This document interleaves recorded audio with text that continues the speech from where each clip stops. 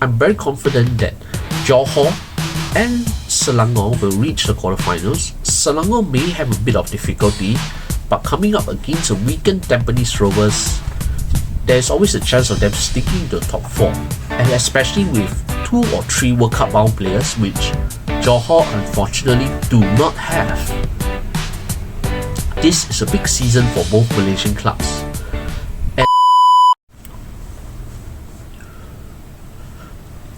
After a successful 2024-25 ASEAN Club Championship Shopee Cup campaign, which saw Thai powerhouses Buriram United emerge as champions, the second successive edition of this version of the ASEAN Club Championship once again returns for the 2025-26 edition. 14 clubs from 9 ASEAN nations will be taking part in this edition of the tournament. The notable exception are Timor-Leste and Indonesia, as well as Australia, who are also ASEAN Football Federation members.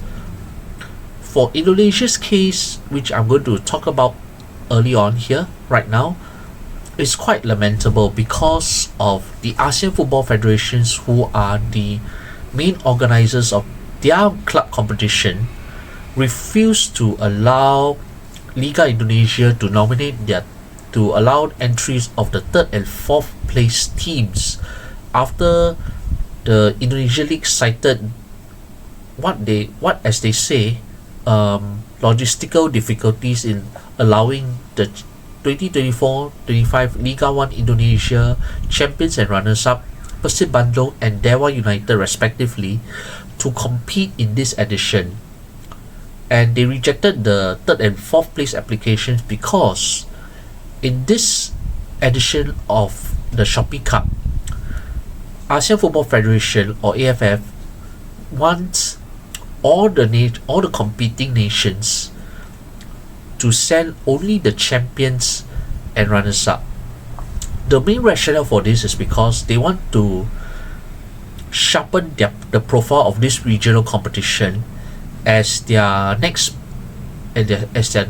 big, you can say, flagship tournament, following the long-standing successes of the ASEAN Championship, which was previously known as the Tiger Cup before it was rebranded under the various tournament sponsors, of which the upcoming edition next year will be the 2026 ASEAN Hyundai Cup or the ASEAN Championship as we know it. But moving back to the ASEAN Club Championship Shopee Cup, in this case, Indonesia's absence is really lamentable because in the last edition of the tournament, PSM Makassar excelled as they reached the semi-finals of the tournament, which was revived after more than 2 decades of hibernation, where they were eventually knocked out by runners-up Kongan Hanoi. But in PSM Makassar and Persib Bandung, who actually took part in the last edition, they provided a level of quality that will be sorely missed at this edition, not just with the way the Indonesians play their football, but also the imports they have, their proud representation of Liga 1 Indonesia as how they were depicted from their domestic displays, with not just the passion of the fans off the pitch, but also you can say that distinct style of play on it as well, which makes Indonesia one of the more attractive leagues in Southeast Asia alongside Thailand, Vietnam and Malaysia. Indonesia's absence will be keenly felt, but still, despite Indonesia's absence, which is lamentable, because if Indonesia had just stuck to sending their first and second place teams for this ASEAN Championship, actually it would have helped these clubs a lot more, because currently in the AFC club competition calendar, Persib Bandung are entering the AFC Champions League 2 again this upcoming season, with Dewa United set for a place in the AFC Challenge League, which is actually the third tier of Asian club competition. And even though in the past season, the Indonesian clubs have done credibly in both these two competitions, it was the previous mismanagement of Liga 1 Indonesia in those years, in the past 2 decades, that had led Indonesian clubs to be in this predicament. I know, it is pretty ironic because the Indonesian national team, say what we will about the whole waves of naturalized or heritage Dutch-born players to represent the Garudas in World Cup qualifying, it is clear that the league, while it has improved, has not yet matched the high levels of which the Indonesian national team has achieved. And as such, the Indonesian league, because of previous decades of mismanagement, had seen them plummet to the second and third tier of Indonesian league football, way below, you can say, way below that of even the Singapore Premier League, which, in spite of its not so great level of competition, is because of the club's strong performances in Asia, particularly last season when the Lion City Sailors of Singapore, they reached the ACL2 final, and in previous seasons when Home United, the former name of Lion City Sailors, also did well in the ACL2 competition. And even in the past decade, in the late 2000s when Singapore Armed Forces FC, which was later known as Warriors FC, flew the Singapore flag high in the AFC Champions League group stage, which is now rebranded as the AFC Champions League Elite. So with all these past results that went in favor of Singapore, that's why Singapore kept their places in the AFC Champions League 2, which was formerly known as the AFC Cup. Whereas the issue in Indonesian football has led to the Indonesian clubs being placed in these two tournaments, which undercuts the high level of exposure and attention Indonesian football is having right now, thanks to the exploits of the national team, especially in the ongoing World Cup qualifiers when it reaches the repechage 4th round.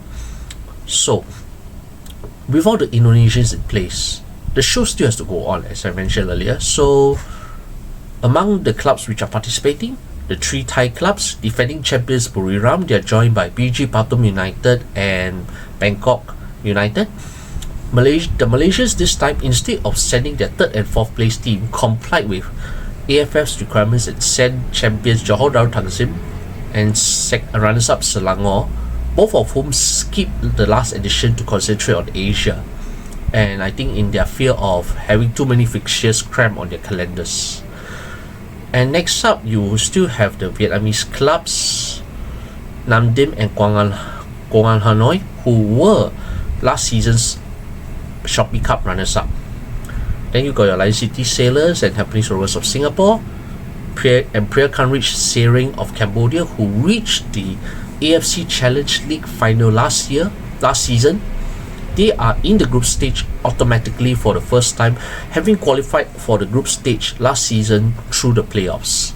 And the 4 teams that will be competing in the playoff rounds are Dynamic Herb Cebu of the Philippines, Shan United of Vietnam, Ezra of Laos, and Kasuka of Brunei. And for the rest of this special episode on the Shopee Cup group stage analysis, I'm only going to focus primarily on Selangor and Johor Darul Takzim. Selangor are placed in Group A with the defending champions Buriram United of Thailand, a second Thai club BG Pathum United, Tampines Rovers of Singapore, Quang An Hanoi, last season's Shopee Cup runners-up, and either Kasuka or Dynamic Herb Cebu, who play in one of the 2 qualifying playoffs. That's Group A. Johor Darul Takzim, who are also making their ASEAN Club Championship debut, they are joined in Group B with Bangkok United of Thailand, Lion City Sailors, the Singapore champions, Priakanrich Sering of Cambodia, Nam Dinh of Vietnam, and either Ezra or Shan United of from the other playoff qualifying group. So with these two groups now already drawn and with the fixtures already released, Tayaja attempts to put an insight on what we can foresee the two Malaysian representatives fare in this edition of the Shopee Cup. So we move to Selangor first because they are in the first group, Group A. They'll play their opening fixture away to Buriram United. What a way to make your ASEAN Club Championship debut by playing against the defending champions, who also won their domestic quadruple last season and also reached the quarterfinals of the AFC Champions League Elite after they defeated Johor Darul Takzim in the first knockout round of the tournament. So what a way to start the campaign. It will be very difficult, and Selangor for this season, they are going with relatively a young side where they have also released once again a number of veterans, including Safwan Baharudin, who has joined Lai City Sailors on loan for his last year of contract with the Red Giants. Although they do have a number of national team players at their disposal. Under the charge of Japanese head coach Kazuhito Kinoshi, who is going to embark on his first full campaign with the Merah Kuning after he joined them midway through last season back in November last year. So this will be a stern test on how he manages a squad, having enjoyed a bright start to his coaching tenure with the Red Giants, but only to suffer a mediocre slump towards the end of the domestic campaign. Now, with the squad that Selangor has at their disposal, they have a number of Malaysia international in their ranks, and more notably, a couple of Jordan players who are involved in their country's successful World Cup qualification campaign for the 2026 World Cup finals to be held next year in North America, in the United States, Canada, and Mexico. So, spearheaded by national team player Faisal Halim, who has made a successful comeback after the acid attack he suffered in the first half of last year after the Asian Cup campaign. Now he's back, he's going strong again. He has been recalled to the Harimau Malaya side, and now he is the vice captain of the team, with Bukhari Ajmal expected to be named captain of the squad, and Noor Rabade, he's also one of the vice captains of the squad as well. So he's also joined by Muhammad Abu Al-Nadi, who is also a Jordanian international. So with two potential World Cup bound players aside, Selangor have a rare opportunity to give proper match exposure and experience against overseas opponents, especially with the greater proliferation, or rather increase, of the player import spot of the foreign players spots in the major Southeast Asian leagues, including the Malaysian Super League, the Thai League, the Indonesia Liga 1, and also in the V League, where some of the few of them also allow dual heritage or dual passport holders to be counted as local players. So the level of competition is expected to increase for those teams that are competing in the Shopee Cup, because many of them are also going to compete in Asia, whether it's in the AFC Champions League for JDT and Buriram, or for the majority of them who are going to compete in the ACL2, or for a handful who are also competing in the AFC Challenge League for the upcoming season. So the ASEAN Club Championship is one of the better grounds for those foreign players to to maintain their high levels or to sharpen their skills, especially against overseas teams that will have similar level or higher caliber of players, to keep themselves at a good level. And I'm saying this in pointed reference to the two Jordanian players who are at Selangor's disposal. For these two players, this upcoming season will be very crucial for them, because for them, they are likely to make the final 23-man squad for the World Cup finals in North America, but they need to stay match sharp, they need to stay match fit.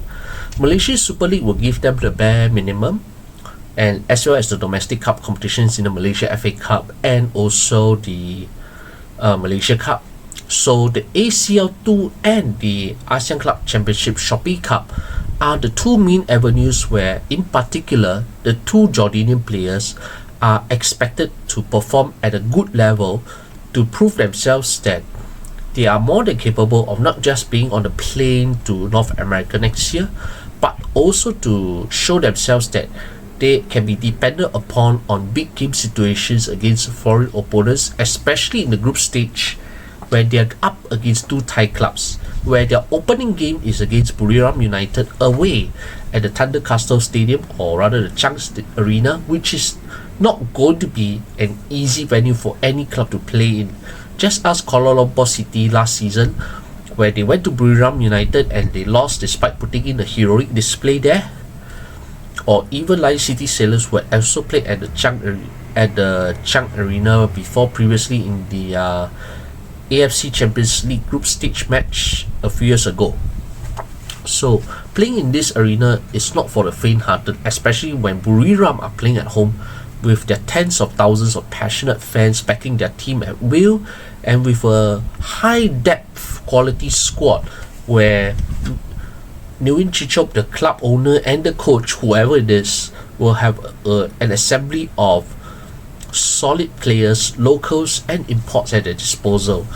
And how Buriram won the ASEAN Club Championship Shopee Cup last season was down to that incredible strength and depth, where at the group stage they used certain players who were probably not registered for the AFC Champions League elite campaign, but they kept their levels sharp enough for them to sustain their journey on, especially once it's clearer that it is probably a lot more difficult in the later months of that season due to fixture congestion and the need to go to Saudi Arabia to fulfill their ACLE quarterfinal obligations against the eventual champions Al Ali of Saudi Arabia, which was quite a big ask. So they knew that they have to shift their priority somewhere, but with the key players expected once again to spearhead the Champions League elite qualification into the knockout rounds once more, so it will be the other players such as new loan signing Ilhan Fandi of Singapore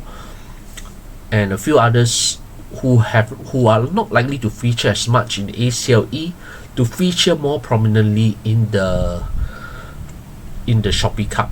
I think the same goes for these two Jordanian players. I expect them, these two in particular, to be used heavily in both the ACL2 and the Shopee Cup, because for them this is a very important season. In particular, it is important for all the players, especially the Malaysian national team players who are attempting to qualify for second successive Asian Cup finals. But for the two Jordanian players where their country has qualified for the World Cup finals for the first time, it is particularly important for them to use this good level of Asian and regional club competitions to keep themselves sharper, and to keep themselves sharper when they come up against opponents of a similar level and occasionally higher level than what their current club is probably used to. So in this case, Selangor may have their work cut out. Before I even go into the opponent by opponent analysis for the Red Giants, we have to realize that they have two players who are due to go to the World Cup next year, and should they keep these two fit and healthy for much of their campaign, barring any unfortunate injury that could scupper their World Cup dreams, Selangor could be in for a financial windfall from FIFA should these two players be eventually called up for North America. Yes, I'm saying this right here right now thanks to FIFA's policy of compensating clubs for allowing these players to be released to feature in the competition. And I think that practice has begun since either in the 2018 World Cup finals in Russia or the last World Cup finals in Qatar, where FIFA paid compensation money to clubs to release these players to play for their respective nations in the biggest stage of world football. And with Selangor having two such players at their disposal, they would definitely want these players to be fit, to be ready, and who knows, by the time they are battle hardened at club level, they are fit, they are sharp towards the end of the 25-26 campaign, they will be more than ready to walk on the plane and play pivotal roles for their country in the World Cup finals next year. And I think Selangor, whether it's at the executive level or even for the fans, they'll definitely want these two Jordanian heroes in particular, and perhaps even Alvin Fortes, should Cape Verde also qualify for the World Cup with the African country for the first time. For these three players, I didn't know I focused a lot on these two, but Cape Verde, Alvin Fortes, I've slightly overlooked, my apologies. But with two to potentially three who could go to the World Cup finals next year, Selangor would do very well to make sure that these three remain in good form, in good shape throughout the season, so that they can get a huge financial windfall from FIFA by the time two or three of them get called up by their respective national teams for next year's World Cup finals. I think this is something the Selangor Executive Committee, the Selangor coaching staff, and even the Selangor fans will be hoping. And the payday might be even bigger than anything JDT will get this season.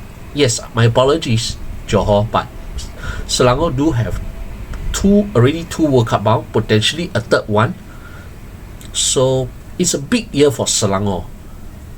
It's not about whether they're going to fight with JDT for the championship, but in this context of the Shopee Cup, this is an unprecedented level of importance for the Merah Kuning.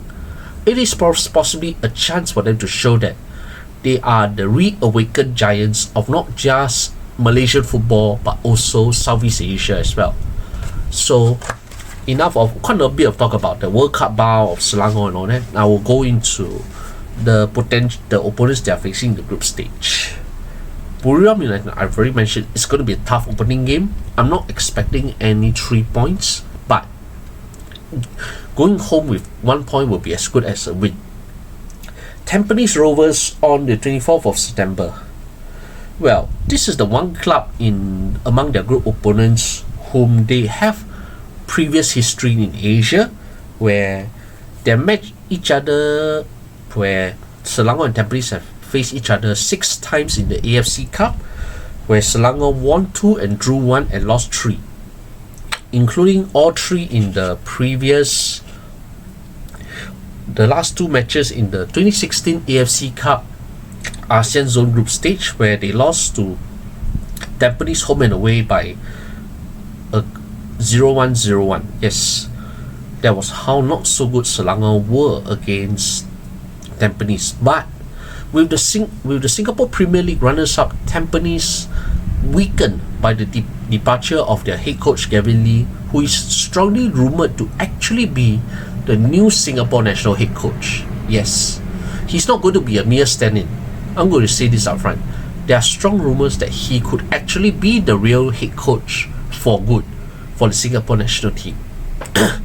And also the departure of his assistant Farudin Mustafic, and as well as a number of key players from the Tampines Rovers squads, including Japanese-born Singapore midfielder Kyoga Nakamura, and I think 1 or 2 other key players who would have already left our Tampines hub for greener pastures. So it's going to be a much weakened Tampines squad with possibly a slightly lower level of intensity than what they have been used to under Gavin, where they often start well with their passing, with their own version of a passing game before fizzling out at critical moments in those seasons that Gavin Lee has coached the Singaporean side. So with a weakened Tampines Rovers side, this is their first chance for the first realistic chance for Merah Kuning to get their first points in the Shopee Cup campaign.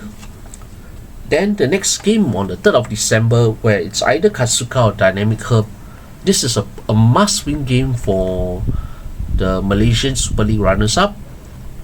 There's no excuse for them to fall to either team, even though they are playing away.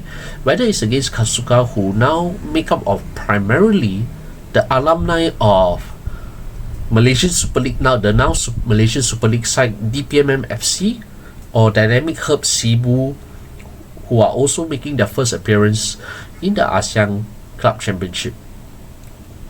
Then, the penultimate game of Group A, where they return to host back-to-back home games. First, Công An Hà Nội, the runners-up in the last edition.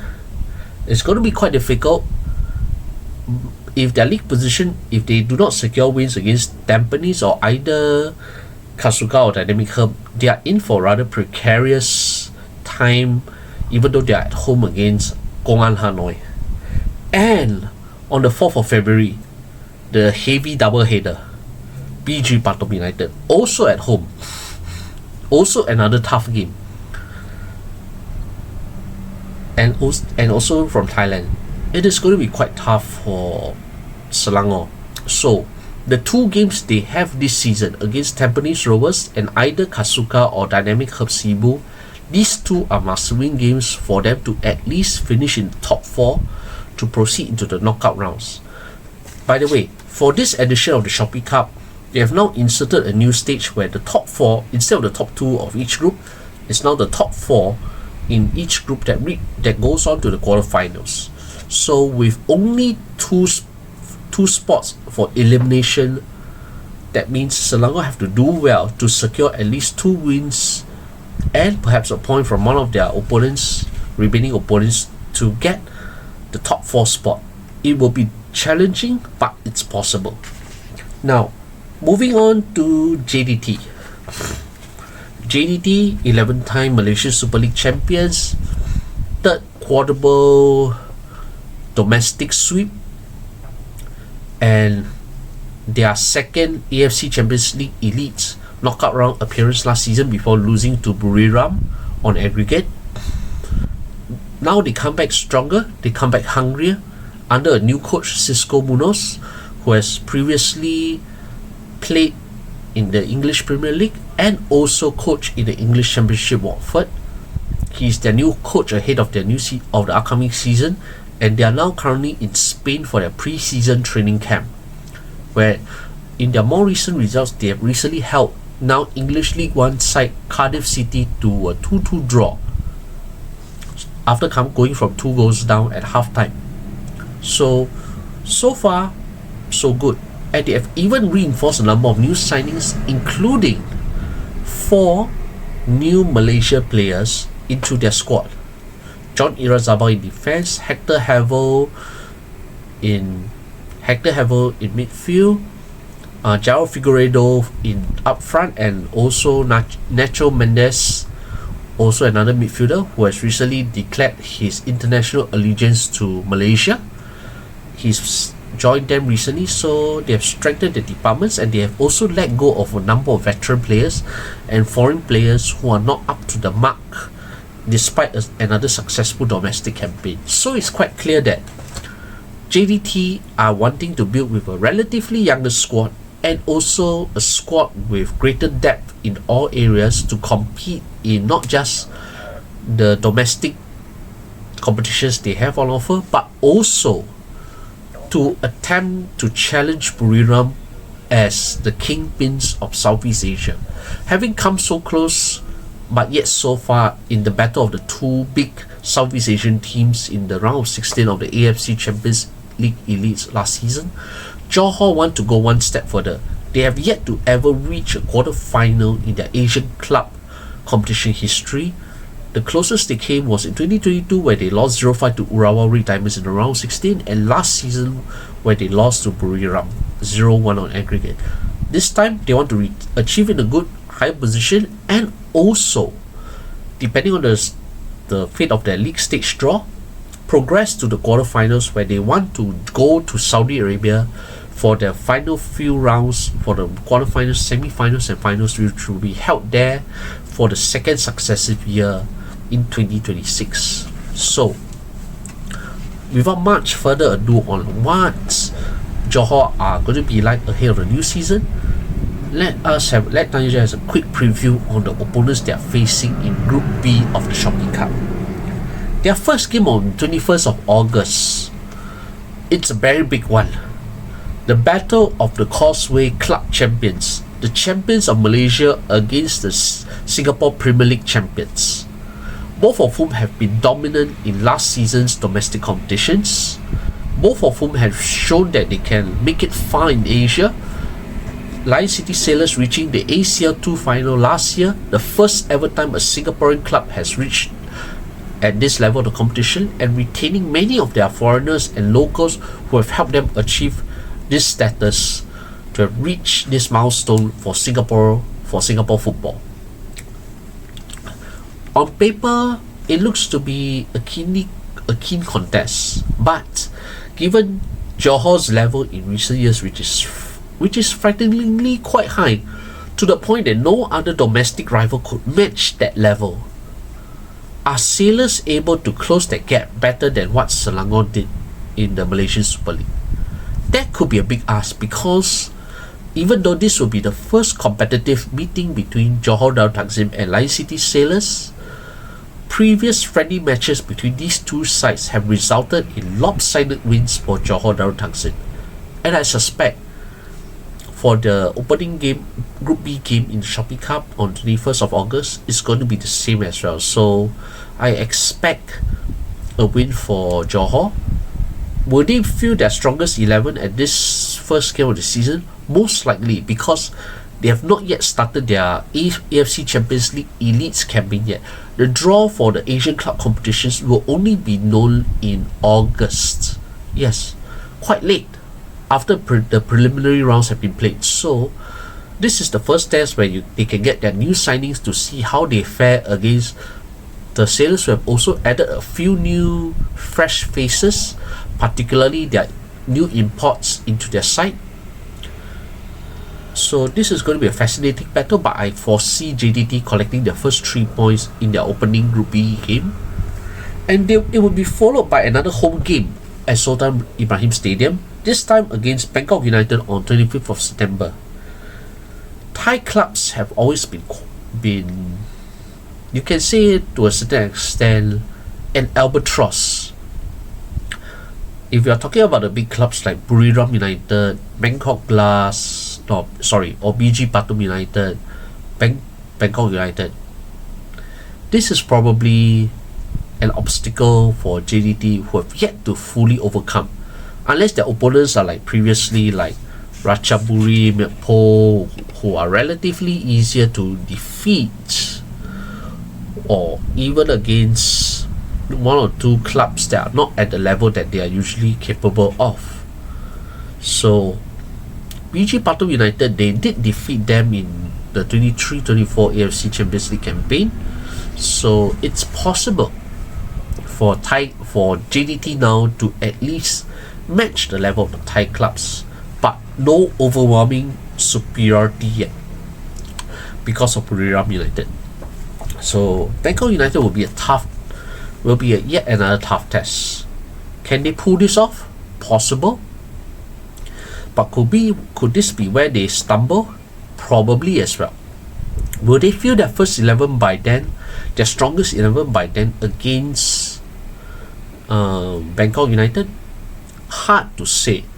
Some of them will be used specifically for the AFC Champions League Elite and also the Shopee Cup, the way Buriram did last season.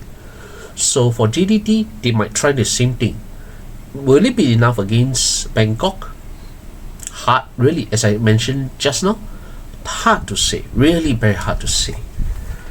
Then next, Purakanri Sering, who are the AFC Champions League AFC Challenge League runners-up last season.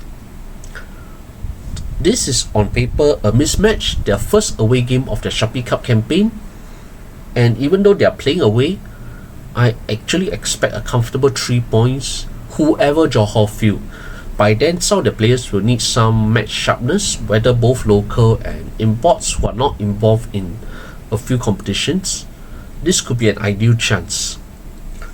The same goes for the 29th of January 2026, where they take on either Ezra or Shan United. Another 3 points in the bag for them, for the Southern Tigers. Their final Group B game will be away at Nam Dinh, where Vietnamese opponents, it's quite a mystery at times, where even though the local players' talents are undoubted, but when it comes to the local league itself, whether they're up to the mark against teams that are loaded with imports, is going to be a major ask.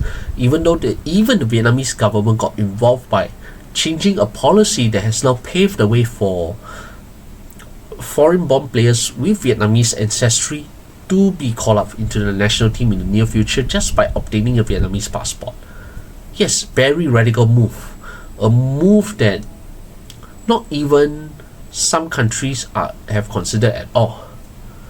But this response from the Vietnamese government aside came after Vietnam lost 0-4 away to Malaysia in the recent AFC Asian Cup qualifiers at the Bukit Jalil National Stadium last month. So, by then, will Nam Dinh be up to the task against the Southern Tigers? It will be quite a huge ask. Will JDT by then be so assured of qualification into the top 4 that they may feel a similar second string side that they may probably do in their third and fourth group stage game? Highly possible. This is in fact a good opportunity for JDT to rest some of their more regular players to save them for the Super League, perhaps the key domestic cup competition matches, and also for the ACLE, where every game is important for them. So, based on Johor's probable strategy, the way that Buriram had done last season, it is very likely that against Nam Dinh, by then with qualification in the bag, depending on who they may look at playing in the quarterfinals, we could expect either a 1.5 strong team, that means a mix of regulars and bench players in the starting 11, or the same approach that they would take for the third and fourth. So overall, I know the analysis for Johor is a lot shorter because we do expect them to maintain their high standards. We do expect Johor to break through the Asian barrier that they had, and also possibly even the Thai barrier that they had, to reach the quarterfinals in Asia for the first time in their club history, and also to reach the knockout stages in the ASEAN Club Championship Shopee Cup. So, all said and all done, when we look at this, I think what I said in perhaps pieces when I talk about the opponents for Selangor's group and later Johor's group, we can see that there will be an extra keenness, the extra level of competitiveness when it comes to the competition overall, because now the bigger leagues in Southeast Asia have opened up more foreign sports. Some, like Thailand, they are increasing it to, Malaysia have increased it to 15 overall, a quota of 15. Thailand, they probably still have 9, but they now have unlimited ASEAN player quotas. Then you look at Indonesia, they have increased the foreign player quota, I think, to 11, from the current 8 or 9 to 11. So where does this leave the rest of the leagues? I think it's harder to say, because when it comes to the ASEAN club competitions, I mean the Asian and ASEAN club competitions is a different level from the domestic leagues. So what we are likely to see is, with more foreigners involved, and with the bigger clubs in the champions or the clubs in their respective domestic leagues that have bigger financial muscle, they are expected to do a lot better in both their respective Asian club competitions and the ASEAN Club Championship Shopee Cup, where they hope that their greater investment in getting more imports, with half a view on naturalization, with half a view of strengthening the squad to be more competitive in Southeast Asia and beyond, it is going to be quite a huge step up from what we used to see over those years, decades in Asia and in Southeast Asian club competitions. So with the increased player quota, we can see a higher level of play. We can see players who we may not have discovered before, especially the imports, who might be quite attractive to watch. The way Buriram had with their Lucas Bisoli, Lucas Crispin, who happens to be a good friend of Brazilian superstar Neymar, or even Quang Hanoi with their local born talisman Quang Hai, spearheading the charge a few years after he spent a season in the French second tier. So it is all dependent on the respective domestic leagues to see how they want their champions, their representatives to perform outside of their own nation. And for Malaysia in particular, while on paper what I'm speaking is I'm very confident that Johor and Selangor will reach the quarterfinals. Selangor may have a bit of difficulty, but coming up against a weakened Tampines Rovers, there's always a chance of them sticking to the top 4, and especially with 2 or 3 World Cup bound players, which Johor unfortunately do not have. This is a big season for both Malaysian clubs, and also for the other competing clubs in Southeast Asia. Sailors want to show that reaching the ACL2 final last season is no fluke. Even when you put in the overturning of the initial quarterfinal first league result, which was not in their favor, that allowed them to pave the way en route to the final, the Sailors want to show that they are one of the bigger teams in Southeast Asia, so that the battle between JDT and LCS will be something to watch next month, when the group stage kicks off on 21st of August. Then for the other clubs, Seri will want to show that they are more than capable of matching the big boys, having reached the Asian Club third tier final last season. They want to show that maybe they are more than worthy competitors in the ACL2 in the future, and also to push even further to perhaps upset the juggernauts or upset the order in Southeast Asian club football hierarchy, along to join the big boys alongside your Buriram United, Johor Darul Takzim, Lion City Sailors, Bangkok United, BG Patom, and Persib Bandung, who are unfortunately not in the competition this season. Persija would like to think they are one of the biggest clubs in Indonesia, but they now have to return to Asia and Southeast Asia to show that they are worthy of this place, this slot. So, with more foreigners, does it mean that local opportunities may be compromised?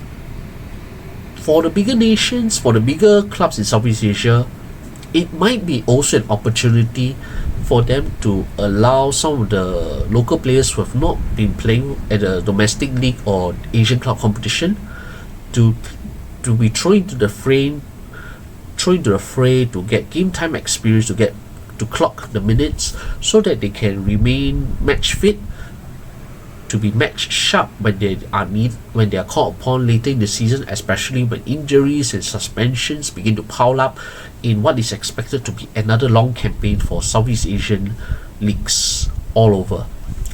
So with that, Dayajia wishes Johor Darul Takzim and Selangor all the best in the upcoming ASEAN Club Championship Shopee Cup 2025-26 campaign. Dayajia cannot wait to see what is going to unfold when the top 2 Malaysian clubs represent Malaysia, the Jammu Gemilang, on the pitch when it kicks off in late August.